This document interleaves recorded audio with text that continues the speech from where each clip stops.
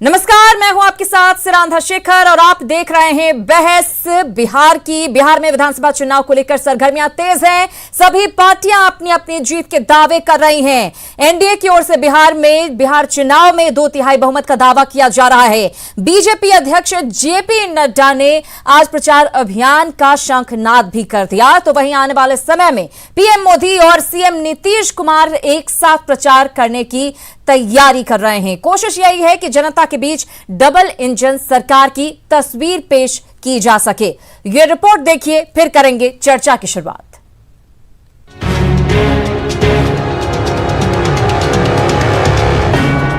बिहार चुनाव में जीत हासिल करने के उद्देश्य से बीजेपी ने कमर कस ली है। जेपी नड्डा आज पटना पहुंचे तो कार्यकर्ताओं का उत्साह दोगुना हो गया। बीजेपी के राष्ट्रीय अध्यक्ष ने आज का खास दिन भी चुना, लोकनायक की जयंती का दिन। पटना पहुंचते ही सबसे पहले नड्डा ने महावीर मंदिर जाकर मत्था टेका और फिर जेपी आवास जाकर प्रतिमा पर माल्यार्पण कर लोकनायक को श्रद्धांजलि दी। नड्डा इसके बाद पहुंच गए गया, जहां चुनावी सभा को संबोधित किया और एनडीए की बड़ी जीत का दावा किया। देश का नेतृत्व आदरणीय प्रधानमंत्री जी के हाथ में सुरक्षित है।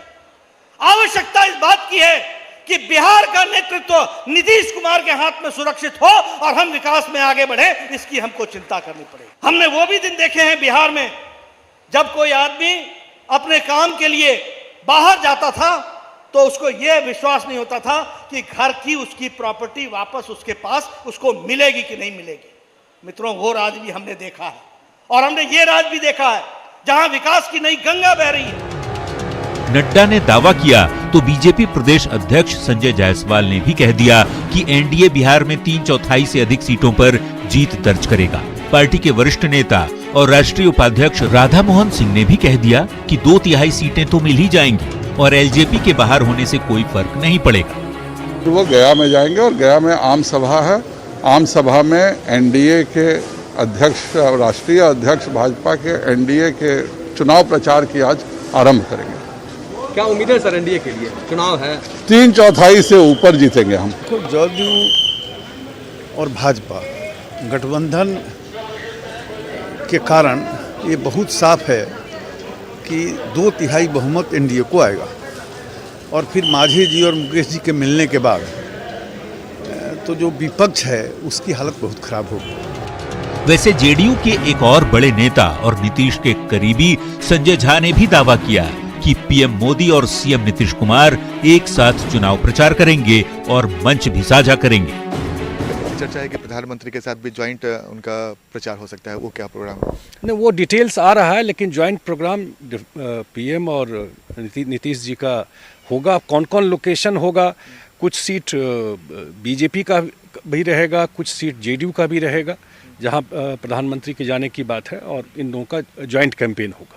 और इसके अलावा जो बीजेपी जेडीयू के नेता हैं, उनका भी ज्वाइंट कैंपेन पूरे स्टेट में होगा। आपको क्या लगता है कि जब एक साथ प्रधानमंत्री और मुख्यमंत्री जब एक साथ निकलेंगे चुनाव प्रचार करने के लिए, जो भ्रम की स्थिति है, आपको लगता है कि वो दूर हो जाएगी और क्या उम्मीद देखते हैं आप? मैं बड़ा अच्छा आपने किया, पूछ लिया इस चीज़ को। भ्रम की स्थिति बीजेपी जेडीयू के वर्कर, सपोर्टर, वोटर में कोई नहीं है, कहीं नहीं है। जो कुछ कोई लोग भी इसको चलाने की कोशिश कर रहे हैं, वो बिल्कुल स्पष्ट रही है कि टिकट जब तक नहीं बटा था तो इसको लेके कन्फ्यूजन था, तो आराम से टिकट बट गया। सीट नहीं बटा था तो उसको लेके लोग बात करते थे। तो बीजेपी जेडीयू का इतना पुराना अलायंस है, तो इसलिए दोनों में कहीं कोई कन्फ्यूजन नहीं है। एनडीए के नेताओं के दावे जोरदार हैं। जीत का आत्मविश्वास इतना ज्यादा कि दावा 2/3 और 3/4 सीटों का किया जा रहा है। एनडीए नेताओं की कोशिश ये है कि बिहार में एलजेपी के बाहर निकलने पर भ्रम को दूर किया जाए। पीएम सीएम के साझा प्रचार से जनता को साफ संदेश देने की कोशिश की जाए। साथ ही मोदी नीतीश के डबल इंजन सरकार के नाम पर ही वोट मांगा जाएगा, ये बताने की कोशिश की जा रही है। न्यूज़ 18 के लिए गया से अरुण चौरसिया और पटना से धर्मेंद्र के साथ आनंद अमृतराज की रिपोर्ट। तो एनडीए साफ साफ ये दावा करता हुआ नजर आ रहा है कि 2/3 बहुमत के साथ बिहार विधानसभा चुनाव में जीत हासिल करेगा। लेकिन एनडीए के 2/3 बहुमत के दावे पर विपक्ष हमलावर है और इसे हवाई बातें बता रहा है। रहेगी तब ना, दो दलों के इंटैक्ट रहने से सरकार नहीं बनती है। बिहार की 12 करोड़ जनता इंटैक्ट है तेजस्वी यादव जी के साथ, महागठबंधन के साथ। तो इनका दावा का पोल खुल जाएगा 10 नवंबर को। 10 नवंबर को इनका अंत हो जाएगा। डबल डिजिट पर तो विधायक का संख्या नहीं पहुंचेगा और ये 1/3 बहुमत का दावा कर रहे हैं।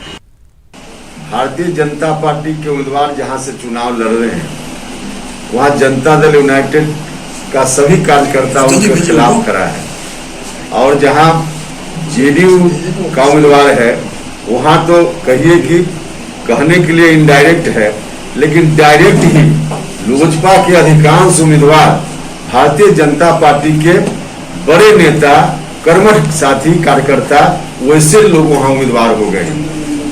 सीधा है कि दोनों एक दूसरे से भिड़े हुए हैं और चुनाव का वक्त है, इसलिए बड़े नेता आखिर कैसे कहेंगे कि हम अलग अलग हैं, लेकिन सच्चाई यही है और इसका नतीजा चुनाव परिणाम में देखिएगा।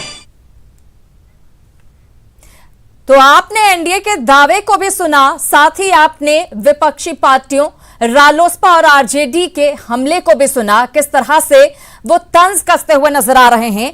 और आरजेडी तो खासतौर से ये कहता हुआ नजर आ रहा है कि बिहार की जनता इंटैक्ट है, दो दलों के इंटैक्ट होने से कुछ नहीं होता, ये मान रहे हैं, यानी कि मान रहे हैं कि ये दोनों दल जो है वो इंटैक्ट है। खैर, आगे चर्चा की शुरुआत करेंगे। हमारे सभी मेहमान हमारे साथ जुड़े हुए हैं। संजय सिन्हा, वरिष्ठ पत्रकार, हमारे साथ जुड़े हुए हैं। प्रोफेसर रामबली सिंह, आरजेडी सांसद, आरजेडी का पक्ष और कह सकते हैं महागठबंधन का पक्ष हमारे सामने रखेंगे। अजय आलोक, जेडीयू प्रवक्ता, हमारे साथ जुड़े हुए हैं। एनडीए की तरफ से, जेडीयू की तरफ से पक्ष रखेंगे। संजय टाइगर, बीजेपी प्रवक्ता भी हमारे साथ जुड़े हुए हैं, वो पक्ष रखेंगे एनडीए का कि आखिर इस दावे में कितना दम है कि 2/3 बहुमत के साथ सरकार बनेगी। सबसे पहले आपसे ये जानना चाहूंगी संजय टाइगर जी, 2/3 बहुमत के साथ सरकार बनाएंगे, इस दावे में कितना दम है, किस तरह से आप 2/3 बहुमत ला पाएंगे, ये जरा बताएं। देखिए, केवल 2/3 नहीं, हमारे नेताओं ने कहा कि 2/3, 3/4 से ज्यादा। अब इसमें किसी को क्यों संदेह हो रहा है? लोकसभा का चुनाव हुआ है, 40 में 39 सीटों पर हमने कामयाबी हासिल की है। और 2010 के चुनाव को याद करिए, जब हम सब साथ मिलकर लड़े थे तो जेडीयू बीजेपी को 206 सीटें प्राप्त हुई थी, और तब एलजेपी आरजेडी के साथ थी। अब तो एलजेपी ने अलग रास्ता तय कर लिया, आरजेडी के साथ नहीं है, तो इसमें किसी को संदेह नहीं होना चाहिए। 200 के पार हम जाएंगे। और लोकसभा चुनाव के परिणाम को अगर विधानसभा वाइज उसका विश्लेषण करिएगा तो 223 विधानसभा सेगमेंट में हमारी बढ़त थी, तो कोई उसमें विपक्ष दरअसल ये कह रहा है संजय टाइगर जी, विपक्ष दरअसल ये कह रहा है कि एलजेपी के साथ मिलकर दरअसल नीतीश कुमार पर हमला करने की कोशिश की जा रही है भीतर खाने, ये आरोप लगाया जा रहा है। नहीं, देखिए, इस आरोप में बिल्कुल दम नहीं है। मैंने कहा कि एलजेपी तब आरजेडी के साथ थी, तब हमारा कुछ नहीं बिगाड़ पाई, 206 सीट लाने में हम सफल हुए। अब एलजेपी तो आरजेडी के साथ नहीं है, वो तो और अलग है, आरजेडी के वोट को ही नुकसान पहुंचाएगी, इसलिए हमारे सेहत पर कोई फर्क पड़ने वाला नहीं है। अब एलजेपी हमारे साथ गठबंधन में नहीं है, अलग है। अब वो क्यों लड़ रही है, क्यों नहीं लड़ रही है, ठीक है। प्रोफेसर रामबली सिंह जी, हवाई आप बताएं, आखिर इस बात पर आपत्ति क्यों और कैसे सवाल उठा रहे हैं? अगर एनडीए ये कह रहा है कि 2/3 बहुमत वो हासिल करेगा, तो आपको पिछले नतीजे याद ही होंगे, जब जेडीयू और बीजेपी ने एक साथ मिलकर चुनाव लड़ा है, तो नतीजे कैसे रहे हैं?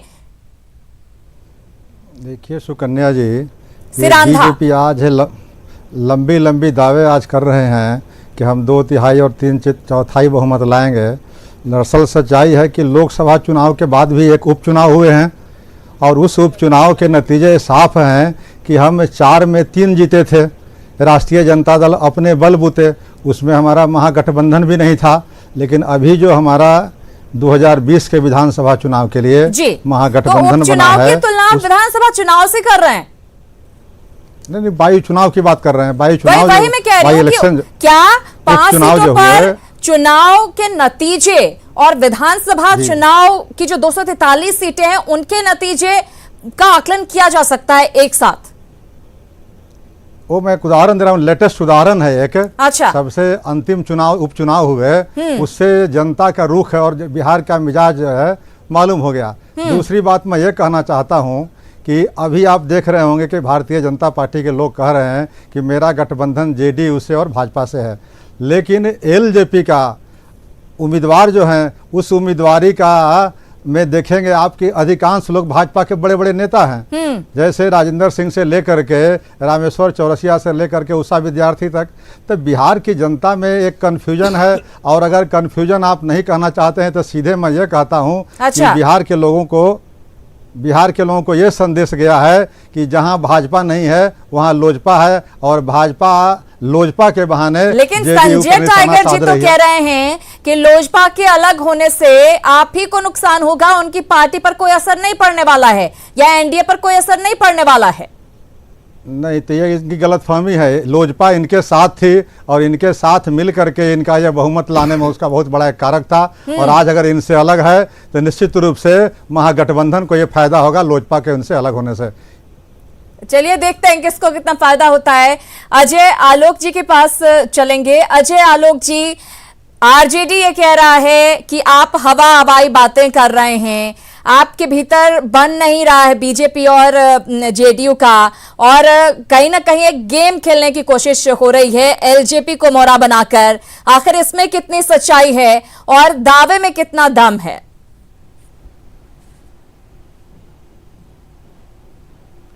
अच्छा, चलिए सुगंधा जी इन्हीं की बात मान लेते हैं, सिरांधा जी इन्हीं की बात मान लेते हैं कि हमारे बीजेपी में नहीं बन रही है और कुछ गेम चल रहा है।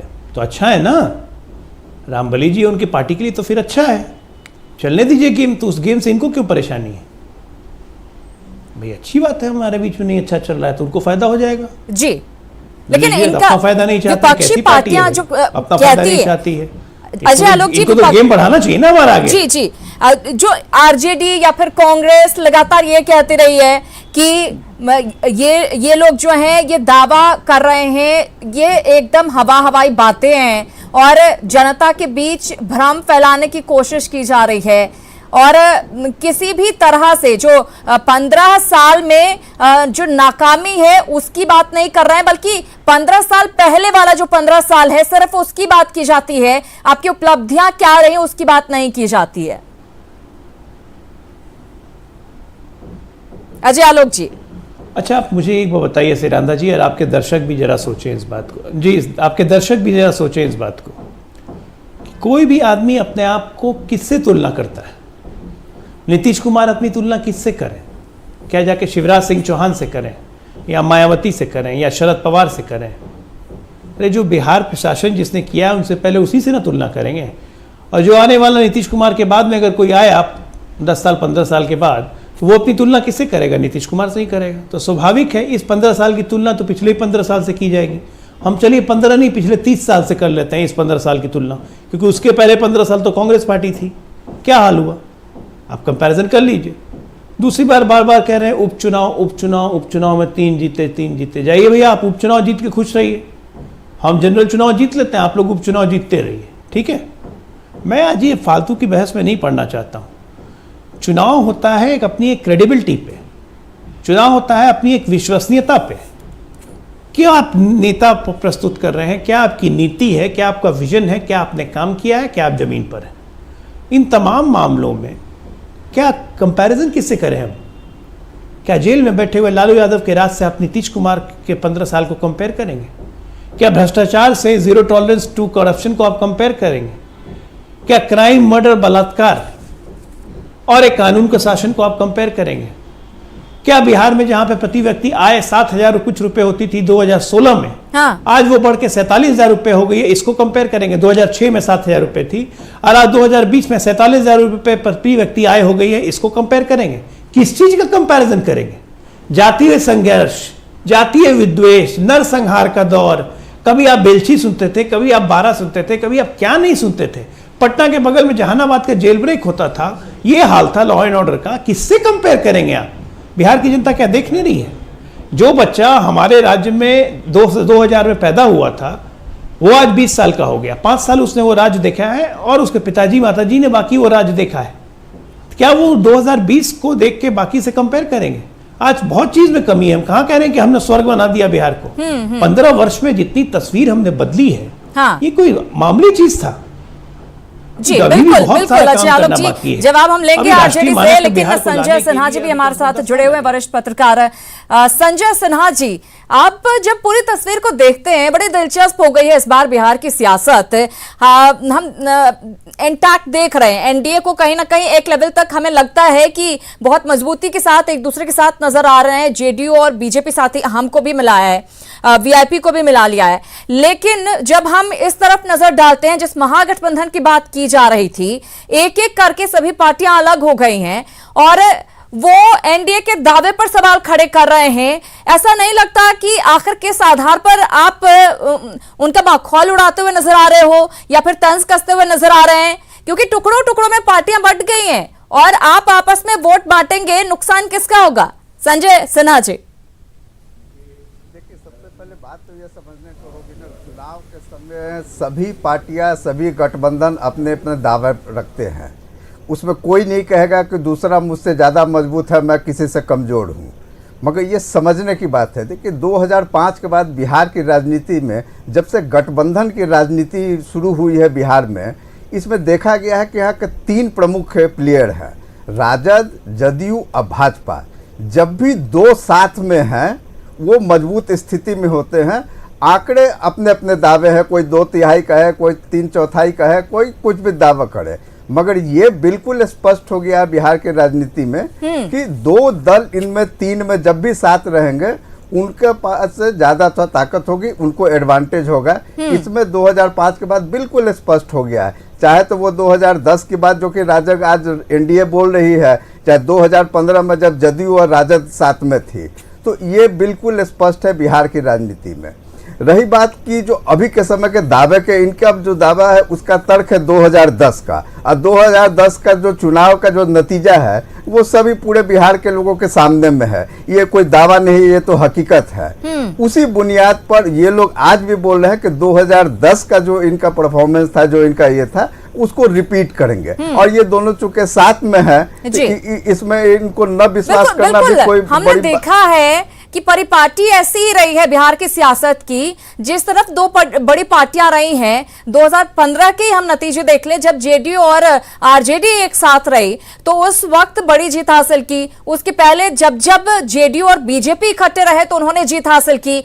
तो क्या लगता है कि वो परिपाटी बनी रहेगी, वो परंपरा बनी रहेगी, या फिर जो 15 सालों से नीतीश कुमार मुख्यमंत्री के पद पर बने हुए हैं उसका एंटी इनकम्बेंसी भी हो सकता है?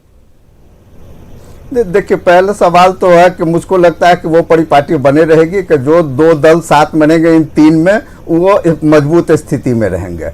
रही बात कि 15 साल बनाम 15 साल है। देखिए, एक जो चुनाव के समय में ना वोटर के मन में एक परसेप्शन होता है, और जो राजद का जो 15 साल का पहले का जो शासन था और उसके बाद 15 साल का जो शासन नीतीश कुमार के समय में है, दोनों में इसलिए तुलना हो रहा कि अभी भी बहुत वोटर है जो कि दोनों समय 15 साल देखे हुए हैं। हाँ। और ये परसेप्शन की बात होती है कि राजद के समय का जो 15 साल है, उसमें चाहे तो कानून व्यवस्था हो, उसमें हकीकत और दावे और हर एक पार्टी का अपना अपना नजरिया है उसको बताने का, मगर आम लोगों में उसकी बहुत अच्छी धारणा नहीं है उस 15 साल का, चाहे अच्छा। उसको जंगल राज का है, चाहे जो उसका जो भी नाम से आप बोले। और इन 15 साल में वैसे बहुत ज्यादा तो नहीं हुआ है, चाहे प्रति व्यक्ति आय आप लें, अभी भी बिहार का जो है वे स्थिति है बहुत ही खराब है, औद्योगिक विकास नहीं ज्यादा हुआ है। मगर जब भी आप उस 15 साल से आप इसकी तुलना करेंगे, जब बात आती है, तुलना की जाती है, जो परसेप्शन है काफी बेहतर लगता है कि परफॉर्मेंस पहले की तुलना में काफी बेहतर है। दोनों में मुख्य प्रतिद्वंदी हैं। आज के समय में भी कोई अगर तीसरा होता तो फिर ये कंपैरिजन, चाहे ये तुलना नहीं होती। आज भी यही दोनों आमने सामने हैं, तो ये बहुत नेचुरल है कि बहुत ज्यादा फर्क नहीं पड़ने वाला है। लेकिन संजय टाइगर जी, आपसे समझना चाहूंगी, क्या आपको इस बात का भय नहीं हो रहा है कि अंदर खाने कुछ नाराजगी हो सकती है जिसका नुकसान उठाना पड़ सकता है आपको, क्योंकि कई बार हमने देखा है कि अपनी कहते हैं विपक्षी पार्टियों की तरफ से हमला किया जाता है, या फिर हम सुशील मोदी जी को ही देखते हैं कि अपनी उपलब्धियों की जो लिस्ट है उसको बताने से ज्यादा उनकी क्या कमियां रही वो गिनाते हुए नजर आते हैं। देखिए, एक बात बिल्कुल स्पष्ट है कि एक तो हमारा गठबंधन बहुत मजबूत है। मैंने पहले भी कहा कि 2010 में हम और जदयू मिलकर साथ लड़े थे और एलजेपी आरजेडी के साथ थी। अब हमारी ताकत और बढ़ी है, हमारे साथ मांझी जी भी हैं और सहनी जी भी हैं। जब उनके साथ एलजेपी नहीं है तो उनका गठबंधन कमजोर हुआ है 2010 के तुलना में, हमारा गठबंधन मजबूत हुआ है।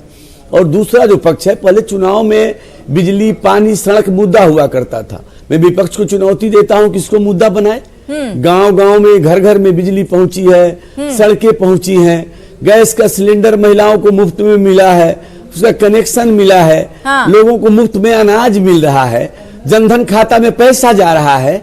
तो केंद्र और राज्य की सरकार मिलकर बिहार के बेहतरी के लिए इंफ्रास्ट्रक्चर का विकास हुआ है। अब चरवाहा विद्यालय की बात नहीं होती है, मेडिकल कॉलेज और इंजीनियरिंग कॉलेज की बात होती है। अब स्कूटर पे साँड़ नहीं ढोया जाता है।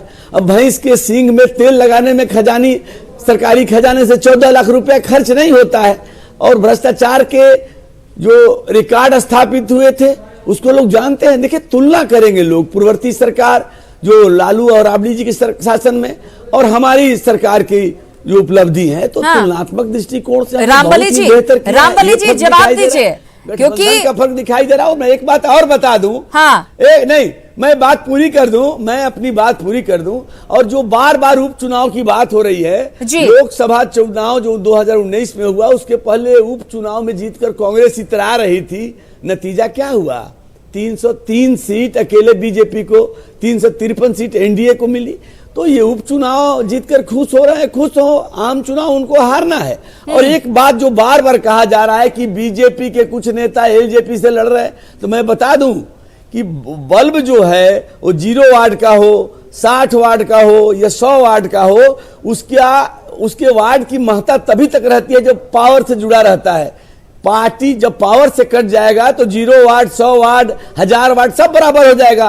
पार्टी पावर है, जो पार्टी से कट गया, पार्टी से हट गया, वो 0 वाट का हो गया, वो चाहे कितना भी बड़ा नेता हो, उसकी अपनी कोई ताकत नहीं बच जाती है। रामबली जी, कोई ताकत नहीं बच जाती है। मुगालते में नहीं रहे, जेपी जयंती, रामबली जी आज जेपी जयंती है।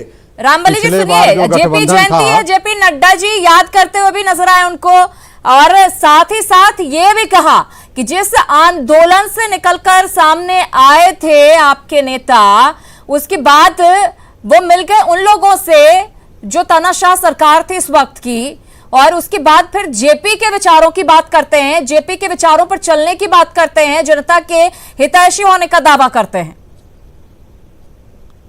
देखिए, ऐसा है कि पहले तो मैं उनका जवाब दे दूं कि उन्होंने कहा कि गठबंधन में ये पार्टियां नहीं थी, ये पार्टियां हो गई है। तो उसी तरह की स्थिति महागठबंधन में है कि पिछले बार विधानसभा के चुनाव में हम लोग जनता दल यू और राजद का गठबंधन था, लेकिन जनता दल यू छोड़ने के बाद आज हमारे साथ कई लोग जुड़ चुके हैं, जैसे वामपंथी लोग, सीपीआई, सीपीएम और सीपीएम माले के लोग। तो ये इन लोगों का अच्छा खासा जनाधार है, तो ये गठबंधन भी अपने जगह पर कमज़ोर नहीं है। दूसरी बात मैं ये कहना चाहता हूँ कि ये लोग बराबर 15 साल बनाम 15 साल की बात करते हैं। 15 साल बीते दिनों की बात हो गई। यहाँ एक चुनाव होते हैं 5 वर्ष के लिए, लेकिन आप उस 15 साल की बात क्यों करते हैं? आप अगर उपलब्धियां गिनाना चाहते हैं तो आप अपने इस 15 साल का उपलब्धियां गिनाएं। लगातार आप सरकार में रहे हैं। एक मिनट में पूरा करने दिया जाए, तो आप भी कीजिए ना उनके 15 सालों की बात। आप क्यों नहीं करते उनके 15 सालों की बात? ये तो दावा कर रहे हैं कि भाई हमने घर घर बिजली पहुंचाई है, हमने नल का जल पहुंचाया है, हमने सड़कें यही तो मैं कहना चाह रहा हूं कि अगर ये 15 वर्षों में बिहार की स्थिति बेहतर किए होते, चाहे आज पटना की हालत देख लीजिए। पटना आज सबसे गंदा शहरों में शुमार है। आज पटना का मंत्री कौन है? नगर विकास मंत्री कौन है? पटना का तीनों चारों विधायक कौन है? एक भारतीय जनता पार्टी से नगर विकास मंत्री उसी के हैं, मेयर उसी के हैं, मुख्यमंत्री उसी के हैं, डिप्टी सीएम उसी के हैं। तो आज हिंदुस्तान के सारे शहरों में सबसे नीचे पटना क्यों है? दूसरी बात, आप रोजगार की बात कर लें, पलायन की बात कर लें, किसान की बात कर लें, शिक्षा की बात कर लें, इस पर चर्चा करेंगे, जवाब लेंगे। अजय आलोक जी लगातार हमारे साथ बने हुए हैं, उन्हीं से जवाब लें तो बेहतर होगा। कुछ पलों का इंतजार कीजिए, फौरन लौट रहे हैं, कहीं मत जाइएगा। एक बार फिर से आप सभी का स्वागत है। आप देख रहे हैं बहस बिहार की। ब्रेक पर जाने से पहले रामबली जी ने कई सारे आरोप लगाए, अजय आलोक जी से जवाब लेते हैं। अजय आलोक जी, युवाओं को रोजगार नहीं मिल रहा है, वो पलायन को मजबूर हो रहे हैं। इसके साथ ही स्मार्ट सिटी बनाने के दावे किए जाते हैं, लेकिन पटना हो या मुजफ्फरपुर, समय समय पर खबरें आती रहती हैं और इस दावे की कहीं ना कहीं धज्जियां उड़ती हुई नजर आती हैं। रामबली सिंह ये कहते हुए नजर आए हैं कि बहुत सारे दावे जो हैं वो खोखले हैं।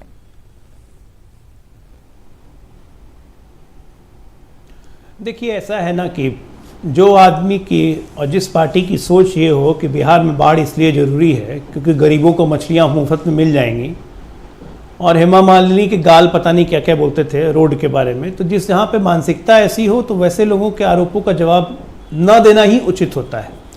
वैसे मैं बता दूं कि पटना में पिछले साल जल जमाव जरूर हुआ था, मेरे खुद के घर में पानी आ गया था, सबने देखा भी था। लेकिन उससे क्यों आया पानी ये किसी ने नहीं सोचा कि 24 घंटे के अंदर 270 mm की वर्षा न्यूयॉर्क का लंदन नहीं झेल सकता, पटना कहाँ से झेलेगा। लेकिन उससे सबक लेते हुए राज्य सरकार ने एक साल में निकासी की व्यवस्था ऐसी की कि इस साल पटना में 180 mm बारिश भी हुई, लेकिन एक जगह भी जल जमाव नहीं हुआ, जल भराव नहीं हुआ। ये नहीं दिखता है, कहाँ से दिखेगा, क्योंकि देखने की आंखें सेलेक्टिव है। पलायन की बात ये हमसे करते हैं। पटना की बात कर लें तो D Lal and Sons, Mayfair से लेके जितनी प्रतिष्ठित दुकानें थी सब कहाँ चले गई 2005 के पहले। पलायन के मास्टरमाइंड जरा पूछिए, होटवारे में बैठे हुए हैं, क्यों चले गए लोग छोड़ छोड़ के बिहार। पटना से कितने डॉक्टरों ने अपना बोरिया बिस्तर बांध के क्यों यहाँ से भाग गए। Ramesh Chandra kidnapping case, doctor Ramesh Chandra kidnapping case कोई भूला नहीं है आज तक। डॉक्टर एस एन आर्या की गाड़ी कहाँ मिली थी, चोरी की हुई गाड़ी, ये भी पूरे बिहार वासी नहीं भूले हैं आज तक। क्या ऐसी कोई घटना आज हुई है। 27 लाख ऑन रिकॉर्ड, 27 लाख मजदूर बिहार वापस लौटे कोरोना काल में, हर एक के अकाउंट में 1-1 हज़ार रुपया गया। अपने जेब से बिहार ने 6,000 करोड़ रुपए बांट दिए बिना केंद्र की सहायता के। बाद में केंद्र सरकार ने 1,500 हज़ार रुपए और दिए, ये नहीं दिख रहा है, और सीधे अकाउंट में दिया। ये नहीं हुआ कि 1 रुपया चला और 15 पैसा पहुंचा और 85 पैसा बीच में गायब, ये नहीं हुआ था।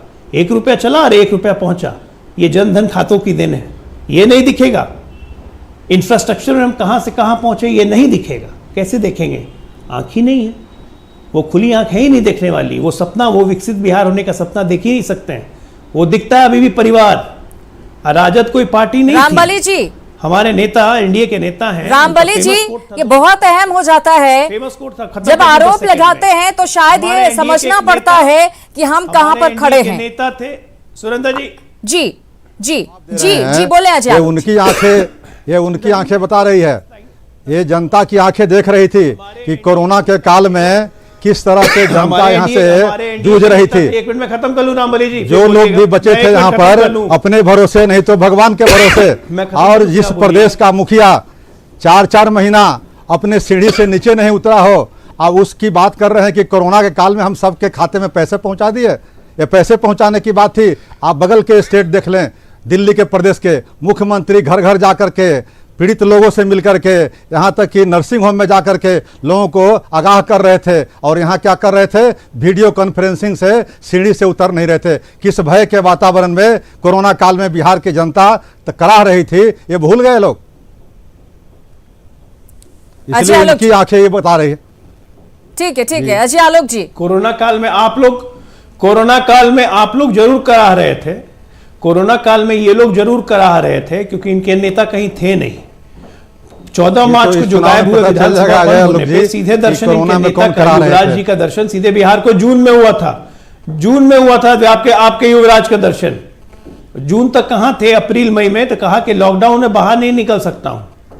फार्म हाउस में दिल्ली में बैठ के आराम से कर रहे थे, कह रहे हैं कि कोरोना काल में दिल्ली में बैठ करके भी कोरोना काल में बिहार की जनता पहुंचा रहे थे। डेथ रेट, हमारा रिकवरी रेट, हमारा टेस्टिंग रेट, ये सब कुछ इतना अच्छा कैसे हो गया होता रामबली। रिकवरी रेट इधर आपने किया है, रिकवरी रेट पहले नहीं था। कोरोना को कंट्रोल करने में कर रहा है, भगवान की कृपा से भगवान की कृपा से कोरोना काल में जितना अच्छा काम हम लोग कर रहे हैं और बिहार पे ईश्वर की दया बनी हुई है कि हमारे यहाँ मौतें नहीं हुई हैं, लोग जल्दी जल्दी ठीक हो रहे हैं, तो इसमें आपको क्यों परेशानी हो रही है? आपको, आपकी पार्टी को, आप लोग क्या चाहते थे कि कोरोना काल में बहुत ज़्यादा लोग मर जाएं, बहुत ज़्यादा लोग ठीक कहा कि भगवान की दया से, भगवान की दया और लोगों की अपनी प्रयास, जापानीज एनकेफ्लाइटिस फैला था, भगवान की दया से सरकार का जो प्रयास था, अथक प्रयास था सरकार का, सबने देखा है। आपको नहीं दिखता तो हम क्या करें? सरकार के प्रयास तो ये थे कि दिल्ली से जो डॉक्टरों की टीम आई थी, 15 साल से आपकी आंखें खुलवा रही है जनता भी, स्वास्थ्य विभाग का, स्वास्थ्य विभाग महकमा इतना फेल था कि दिल्ली के 3 डॉक्टरों की टीम आई थी और डॉक्टरों ने क्या रिपोर्ट दिया था, अरे आलोक जी को मालूम है, बिहार की जनता को मालूम है कि डॉक्टरों ने 80 सीट पे आए, अस्पताल की मिली, लेकिन व्यवस्था देख करके कितना खीन था। वही के वही रहे ना, आपकी आदत बदलती नहीं है। आरजेडी की हालत कोरोना में स्वास्थ्य व्यवस्था की आप कर रहे हैं, जिक्र कर रहे हैं कि आपको, लेकिन आप भूल जाते हैं कि वो एक्सपर्ट लोगों की टीम ने क्या कहा था आपकी इस सरकार के बारे में, कि क्या व्यवस्था थी उस समय। किट्स अवेलेबल नहीं थे, पीपीई किट्स नहीं लोगों को मिल रहे थे, नकली मिल रहे थे, दवाइयां नहीं थी, आप मरीज के बगल में मुर्दे रखे हुए थे, अरे माँ, लोगों को भर्ती नहीं की जा रही थी, कब लगा था वहां टहल करके जान दे रहे थे। कब लगा था इस देश में? रामबली जी आप बताइए ना, लॉकडाउन इस देश में कब लगा था? तारीख याद है आपको? लॉकडाउन नोटबंदी के समय जो लगा, तो लोग उस समय भी आपकी क्या भूमिका थी? अरे नोटबंदी में नहीं, लॉकडाउन, कोरोना लॉकडाउन कब लगा था? नोटबंदी कहां से आ गई? लॉकडाउन कब लगा था? काल में आपके कोरोना के काल में जो लॉकडाउन, नोटबंदी 2016 लॉकडाउन के बाद आप क्या कर रहे थे? नोटबंदी के शौक से अभी तक नहीं निकले ये लोग। नहीं, नोटबंदी में भी नोटबंदी इसलिए मैं कह रहा था कि नोटबंदी में हमारे नेता उसका विरोध कर रहे थे, पूरा हिंदुस्तान के विरोध कर रहे थे लोग, नोटबंदी कहां से आ गए थे, लेकिन आपके पार्टी, नोटबंदी कहां से आ गई? चलिए ठीक है, मुझे लगता है कि स्वाभाविक है आपके हजारों हजार करोड़ पकड़े गए अवामी कोऑपरेटिव रामबली जी, लेकिन सवाल यही है कि काम कौन बेहतर कर सके, क्योंकि जनता को कोई ऐसा ही शख्स चाहिए जो कि प्रदेश का विकास कर सके। संजय सिन्हा जी, अगर हम पूरे परिदृश्य को देखते हैं और जिस तरह से तैयारियां की जा रही हैं, चलिए एक पल को हम इन तमाम चीजों को साइड पर रख देते हैं। हालांकि अजय आलोक जी ने इस बात को स्वीकार भी किया है कि कोई भी सरकार आती है तो संभव नहीं होता है कि तमाम काम एक बार में कर लिए जाएं, धीरे धीरे करके स्नेह आगे बढ़ते हैं और उसके बाद एक एक काम कर निपटाया जाता है। लेकिन मैं आपसे अगर समझना चाहूं संजय जी, अगर पिछले 5 साल की बात करें, इससे पहले के नीतीश कुमार के 10 साल को छोड़ दें जो भी काम हुए, तो आपको क्या लगता है कितनी ये सरकार खड़ी उतरी है उम्मीदों पर? देखिए, देखने के एक आम वोटर, एक आम आदमी की निगाह से अगर देखे तो बिहार का विकास इसके पहले 15 साल जो था, वहाँ पर सड़क का हालत, अस्पताल का हालत और स्कूल का हालत, शिक्षा की व्यवस्था बिल्कुल ही खराब, बदतर थी। उससे अगर तुलना किया जाए तो देखा जा रहा है कि इन सभी, और ये तो सामने दिखने का चीज़ है, ये कोई दावा का तो चीज़ है नहीं। हम आप सब सड़क पर चलते हैं, आज हम सड़क पर चलते हैं तो देखते हैं कि एक जिला से दूसरे जिला में आते हैं तो सड़क अच्छी मिलती है, स्टेट हाईवे अच्छा मिलता है, नेशनल हाईवे अच्छा मिलता है और पटना पहुंचने में जय सुगम होता है। ये तो बिल्कुल देखने का चीज़ है, ये लोग देख भी रहे हैं। आज किसी अस्पताल में आप चल जाइए, लोगों का, वह मरीजों की संख्या अपने आप बताती है कहानी कि पहले जो सब अस्पताल में लोग जाने में घबराते थे बिल्कुल, और आज लोग जा रहे हैं, ये तो देखने की बात है। मगर देखिए, ये जो 15 साल में राजग का जो विकास की जो बात है, इसकी आलोचना सिर्फ इस बात के लिए होती है कि लोगों की उम्मीद इतना बढ़ गया कि अब लोगों को लगा कि नीतीश कुमार ने चंद्रबाबू नायडू का साइबर सिटी क्यों नहीं बनाया बिहार में, वो गुजरात की तरह विकास क्यों नहीं कर पाया। तो ये तो नहीं हो पाया, मगर हाँ, उसके पहले 15 साल का जो सड़क का बदहाली था, चाहे नल का हो, जल का हो, चाहे अस्पताल का हो, चाहे बुनियादी जितने भी तरह की चीजें थी, उससे तो बेहतर हुआ। इसी के लिए लोगों को उम्मीद भी पैदा हुआ है, उनको लगता है कि और ज्यादा उम्मीद बढ़ा है उनका और ये लोग कर सकते हैं, इसलिए लोग इन पर विश्वास जताते हैं। और उसके पहले का 15 साल में बिल्कुल चूंकि नहीं हुआ था, और आज भी ये दोनों आमने सामने हैं, इसलिए लोगों को लगता है कि वो तो कर नहीं पाएंगे, कुछ उम्मीद अगर है तो इनसे ही है कि इससे और बेहतर और इससे बहुत ज्यादा करने की जरूरत है। हाँ। तो उम्मीद इसी 15 साल और नीतीश कुमार से ही है। जी जी, अजय आलोक जी बोलिए। मैं ये कहना चाहता हूं सुगंधा जी कि देखिए, बिहार हमें जो मिला था विरासत में, वो एक फेलियर का स्टेट था। एक कक्षा को मान लीजिए कि एक मास्टर को एक ऐसी कक्षा दे दी जाए जिसमें 50 फेलियर स्टूडेंट एक साथ मौजूद हैं, और एक मास्टर को ऐसी कक्षा दी जाए, गुजरात के मान लीजिए एक स्टेट मान लीजिए आप, कि जहां पे 50 मीडियोकर पढ़ने वाले स्टूडेंट्स हैं और एक कक्षा है जिसमें 50 फेलियर स्टूडेंट हैं। मास्टर कौन अच्छा हुआ? एक मीडियोकर स्टूडेंट को 95% दिलवाने वाला मास्टर ज्यादा अच्छा है कि एक फेलियर कक्षा के बच्चों से 50%, 55%, 60% तक के मार्क्स दिलवाने वाला मास्टर अच्छा है? ये सवाल है बस। हमें बिहार जिस कंडीशन में मिला था, आज सही बात बोला संजय जी ने कि लोगों की अपेक्षाएं बढ़ गई हैं। वो अपेक्षा इसलिए बढ़ी हैं क्योंकि हमने फेलियर स्टेट को 50-60% पे पहुंचा दिया है। हाँ। स्वाभाविक है, ह्यूमन साइकोलॉजी है, लोगों की मनोदशा है कि सब कोई चाहता है 80%, 90% लाना। तो इसलिए उम्मीद लोग करते हैं कि 55-60 क्यों, 15 साल में 80-90 क्यों नहीं? ये सवाल है हमारे पास। हमारे लिए चुनौती ये है, हम अपने लिए प्रश्न खुद खड़ा कर रहे हैं और इस प्रश्न का जवाब हमें खुद ढूंढना है आने वाले 5 साल में कि जब हम 55-60 पे ला सकते हैं तो हम 90 पे क्यों नहीं जा सकते हैं। बिल्कुल संजय जी ने सही कहा, मैं सहमत हूं इससे कि लोगों की उम्मीदें बढ़ी हैं। रामबली जी, यहाँ पर दरअसल सवाल इस बात का नहीं है कि कितना हमने क्या नहीं किया, दरअसल सवाल इस बात का है कि हमने बेहतर किया है, उसे और बेहतर करने की जरूरत है। नहीं, बेहतर तो बिल्कुल नहीं किया। इसलिए मैं कह रहा हूं कि आप 2005 में शासन में आए तो 2005 से 2010 तक आप इंफ्रास्ट्रक्चर की बात कर सकते थे, कंपैरिजन की बात कर सकते थे। 2010 के बाद 2015 आया, 2015 के 2020 आया, लगातार 15 वर्षों तक कुछ कालखंड को छोड़ दीजिए तो एक व्यक्ति के हाथों में सत्ता रही। और आज आप जिस पैरामीटर पर आप ले लें, उद्योग की बात ले लें, उद्योग की आज व्यवस्था क्या है? 15 वर्षों में कौन से उद्योग लगे? बल्कि 15 सरकार के साथ आपकी पार्टी ने क्या कुछ इनिशिएटिव लिया, बताना पसंद करेंगे? ड्राइविंग सीट पर हमारे मुखिया वही नीतीश कुमार जी थे, इसलिए हमेशा नेतृत्व के ही दोष दिया जाता है। नेता जिस तरह से चाहता है, ड्राइवर जिस तरह से चाहता है, उसी तरह से गाड़ी चलती है। आप मैं एक चीनी उद्योग की बात कर रहा हूं, एकमात्र उदाहरण दे के समझा रहा हूं आपको कि 2005 में देख लें आप कि उद्योग के मामले में अगर बिहार में कोई उद्योग आज खड़ा है तो वह है चीनी मिल। लेकिन चीनी मिल की संख्या जितनी थी, उस चीनी मिल की संख्या आज क्यों घट गई? तो इन्होंने बढ़ाने की बात तो छोड़ दीजिए, जहां थे उससे भी घटने की स्थिति हो गई।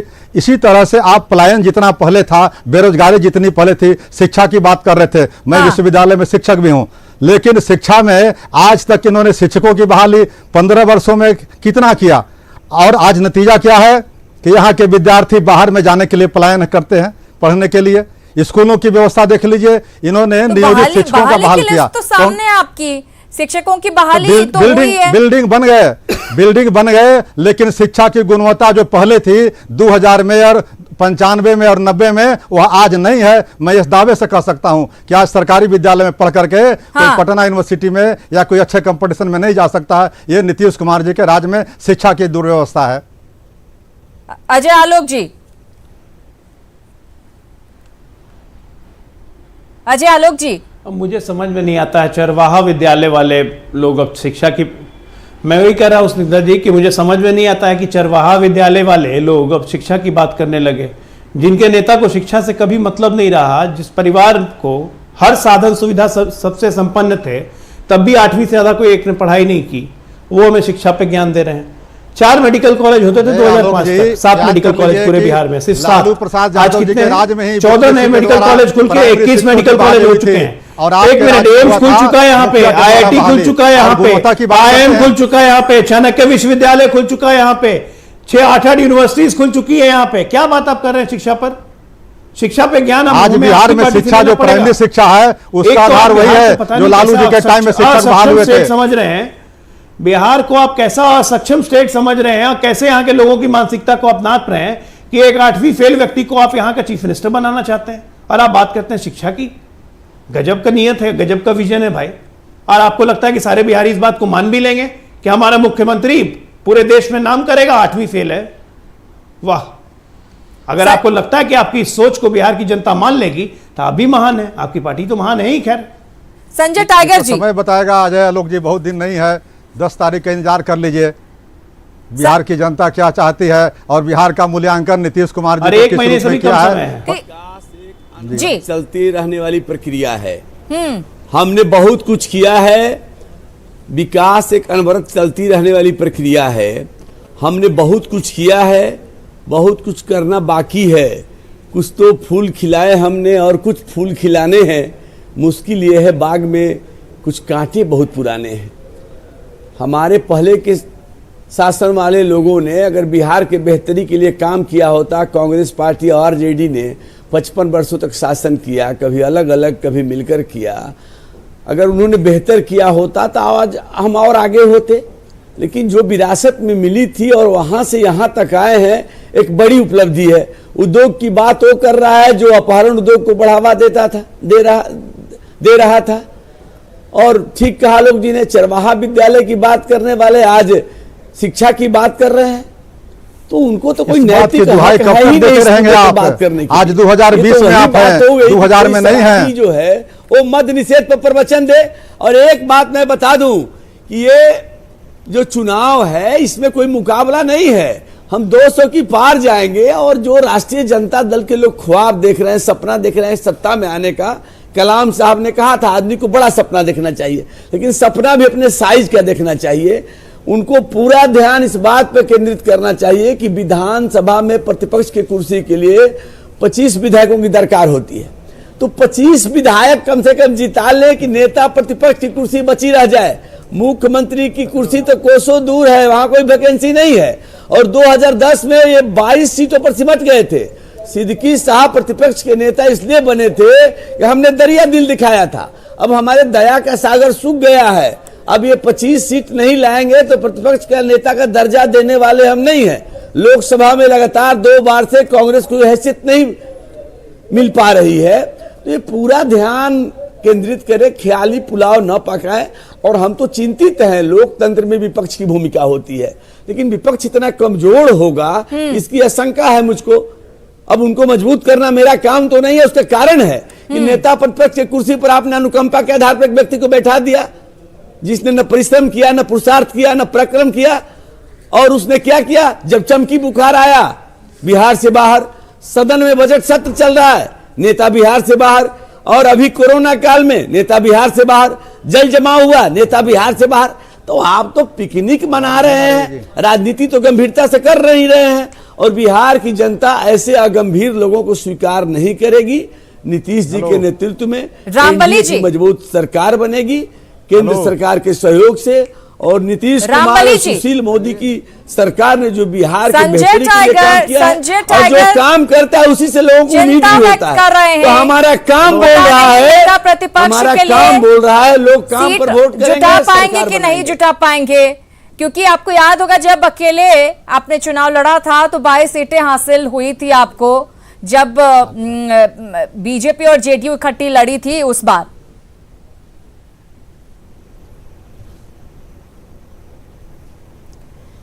जी संजय टाइगर जी, लगता है कुछ तकनीकी खामी आ रही है, उन तक आवाज नहीं पहुंच पा रही। हम जवाब लेने की कोशिश करेंगे, लेकिन आपको लगता है संजय टाइगर जी कि तकनीकी जी जिस तरह से हम तेजस्वी को भी सुनते हैं या फिर मृत्युंजय तिवारी का भी बयान सामने आया था, वो ये कहते हुए नजर आ रहे थे कि 10 तारीख जब आएगी तो खुद पता चल जाएगा, सारे दावे धरे के धरे रह जाएंगे, ये हवाई बातें हैं।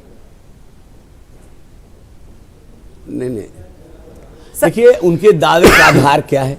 अभी लोकसभा के चुनाव में राष्ट्रीय जनता दल ने खाता नहीं खोला, तो जो पार्टी लोकसभा चुनाव में खाता नहीं खोल पाई, तुरंत विधानसभा चुनाव में बहुमत पाने का दावा करते, इस दावा में कितना दम है? और आपका गठबंधन तो और कमजोर हुआ है। जो लोग थे साथ छोड़ कर भाग गए, दिल के टुकड़े हजार हुए, कोई यहां गिरा कोई वहां गिरा। अब आपने भानुमति का कुनबा बनाया था, कहीं का ईंट कहीं का रोड़ा, भानुमति ने कुनबा जोड़ा, लोग भाग खड़े हुए, उपेंद्र जी भाग गए, मुकेश सहनी जी प्रेस कॉन्फ्रेंस से भाग गए। आपके नेतृत्व पर किसी को भरोसा नहीं है। जहाज जब डूबती है तो लोग कूद कर भागते हैं, तो तो मुझे तो कमजोर विपक्ष चुनाव के बाद दिखाई दे रहा है। रामबली जी, लोकतंत्र के लिए शुभ संकेत छोटा सा जवाब दीजिएगा। बड़ी भूमिका है। संजय टाइगर जी को चिंता इस बात की सता रही है कि पता नहीं नेता प्रतिपक्ष के लिए सीट जुटा पाएगी पार्टी आपकी या नहीं। अब ये बात ऐसी है कि संजय टाइगर जी की जो पार्टी है भारतीय जनता पार्टी, उसने अपना सर्वे कराया तो उनको बिहार का रुख मालूम हो गया कि नीतीश कुमार जी के एंटी इनकम्बेंसी कितना फैक्टर काम कर रहा है। इसके लिए उन्होंने व्यवस्था किया है कि भारतीय जनता पार्टी जेडीयू से तालमेल न करके लोजपा से तालमेल किया है अघोषित रूप से। बिहार की जनता जान रही है। अब प्रधानमंत्री नरेंद्र मोदी और नीतीश कुमार एक साथ मंच पर शायद एक साथ आएंगे तो आप लोगों को यकीन हो जाएगा। अजय आलोक जी, एक छोटा सा रिएक्शन चाहूंगी और आपसे ये जानना चाहूंगी कि कितनी उम्मीद कर रहे हैं इस बार, कितनी सीटों की उम्मीद कर रहे हैं आप?